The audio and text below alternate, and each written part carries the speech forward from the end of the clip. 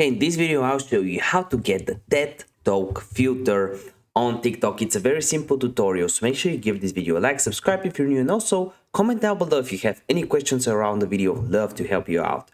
The first thing you want to do is actually go on Instagram, because this is where we will find the filter. You want to go on your profile right here, click the plus sign, and click on story. From here, you want to swipe left once, no, actually right on the filters, until you find the search button right here. You click on browse effects. You want to click on search right here and type in slim shader like this.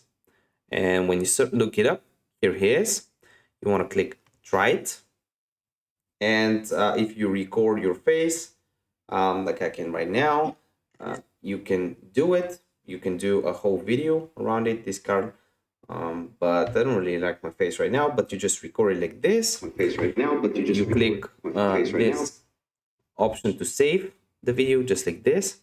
And all you gotta do is now is close Instagram, go on TikTok, click the plus icon, click on uploads, select the video, and click on select, and then you can click next and actually use it on TikTok. So this is how we do it. If you appreciate, give me a like, and I want to see you in the next one. Bye.